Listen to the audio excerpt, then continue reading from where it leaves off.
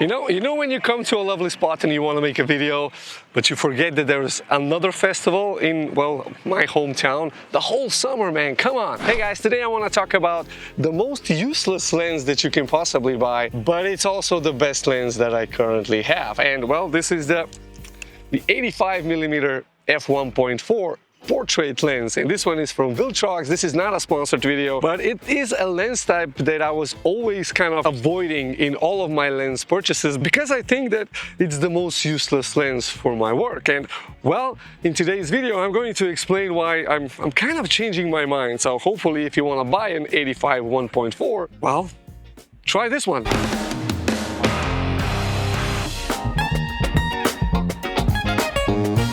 You know, I think I should get down from here.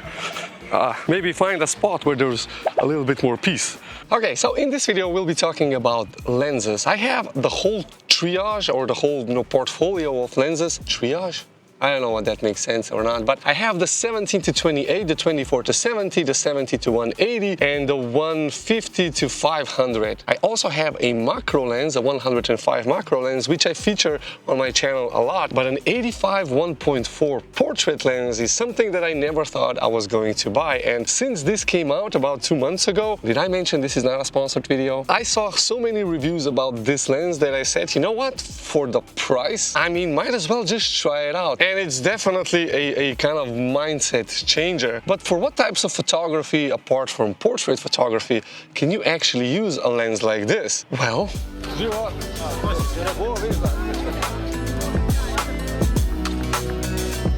you know, I'm trying to find a good spot to make these videos because I don't want too much sound from down below coming here, because YouTube is probably going to copy strike my video because I don't have the music license. Anyway, for the most part, I do event photography. So all sorts of events, going from sports to music concerts to festivals. And in that scenario, you really need a wide range of focal lengths to actually be able to capture stuff. And what I do recommend also, if you want to go down that road, or if you're already doing that, get a second camera, because you know, whenever you're changing lenses, you're missing opportunities. So this is why pretty much every event photographer has at least 2 cameras. Not to brag about it, but you know, it's kind of a necessary thing.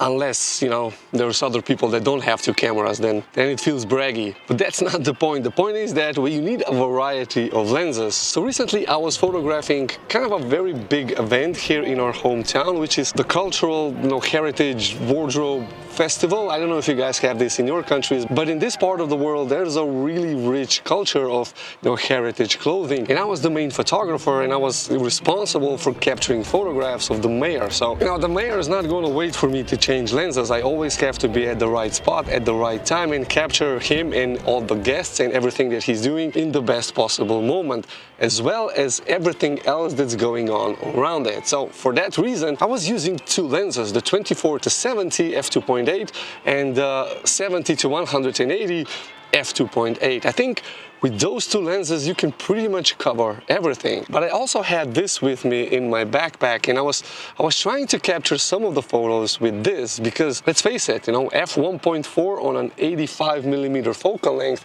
is going to give you those unique, dreamy, really professional looking portrait photographs. But there's a catch to that. 85mm is a relatively long focal length. I mean, it's ideal for capturing photographs of people because you can stand further away and you really are not, distorting the face because, well, you're further away from the subject. But in a crowded place, you're limited as to how far you can go. And because this is a prime lens, 85, just one focal length, you have to move around a lot. So for event photography, be it sports, concerts, or pretty much anything else, it's much easier to have a zoom lens. Now, the preferred lens for me for events is the 70 to 200, and I use the 17 to 28. So I only use these 2 lenses typically. The 24 to 70 is something that I was trying out this weekend because I haven't used that focal length range in quite some time, and it's interesting, but 17 to 28 gives you a much more interesting looking photographs. So the 28mm is very limiting when it comes to capturing unique shots. It's really only meant to photograph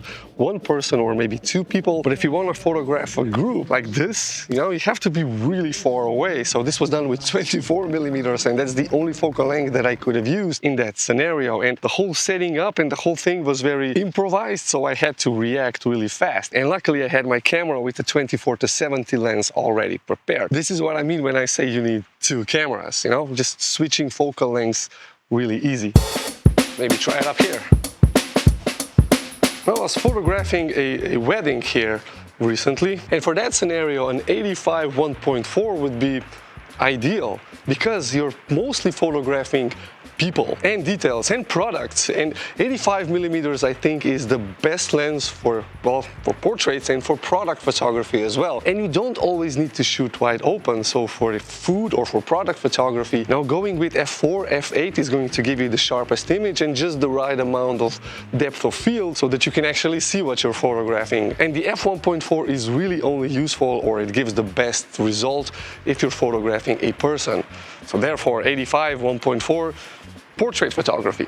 Okay, now let's talk about this Viltrox. This is, I would say, the same quality as what, for instance, Sony has to offer with its 85 1.4, but for 1/3 of the price, because this comes in, because this comes in at $600 or euros, whichever way you want to go. This is like the cheapest thing that you can buy that gives you the professional results, and it has a pro signature on here, which, well, kind of makes it pro. It's not Viltrox's high-level lens production, because that's the lab, you know, assortment. This is the pro version, and I mean, it is just as good as pretty much anything that you can buy for a lot more money. The build quality is great, the buttons are just right, the manual on-off focus, the clicky button for the aperture, and yes, it has an aperture ring. The focus ring is one of the smoothest I've ever had. I don't know if it's a linear focus or not, but with an f1.4 aperture, you're typically going to want to use autofocus because it's such a shallow depth of field. A quick ad break. If you guys haven't seen my website yet, make sure to click the link in the description and check it out. And recently I've added a store button where you will find all of my used gear that I'm currently selling. Now the list will grow as time passes, but you can check out the items that are already there, so give it a click and enjoy. Out of all of the lenses that I currently have, going from, you know, wide angle to telephoto to ultra telephoto for bird watching and really, you know, soccer playing sports, I find that an 85mm, especially if it's an 85 1.4, is the lens that I'm currently enjoying the most. It's also not, I think it's the cheapest lens from the bunch here, except for this Sony 50mm, which is, well, you know, it's a $200 lens and you kind of have to have it, but it's well, I made a video, you can watch it over here. Good lens, very light, very cool for family shots compared to this really heavy beast. No, but the shots that you get from this Viltrox for $600, yeah, that's just unbelievable. Viltrox, maybe sponsor me next time. I would love to try your lenses before you release them. I know this is a weird thing. And since this video is not sponsored, actually it's sponsored by you guys. This is why I added the website ad. And there's a whole bunch of things that I'm going to be selling in the future, so make sure you check that out as well. But this, for me, for event photography, by far the most useless lens and by far the best lens that I have. I mean, technically you could photograph concerts with this if you get close enough. You can even photograph sports, like indoor sports, like here. I mean, a lot of these photographs were shot with this lens, and you have to admit, you know, the very shallow depth of field really makes the subject pop out. And for an indoor event, I think you can pull off an 85mm, although, you know, the 70-200 or 180 in my case is, well, it's still the necessary thing. So this would be probably the most used lens in my arsenal, and this in the future is going to be the second most used lens. Yeah, I don't use the 24-70 that much because it's, I don't know. And the really wide angle is on this camera recording me right now. So final thoughts, should you get an 85 1.4? Yes.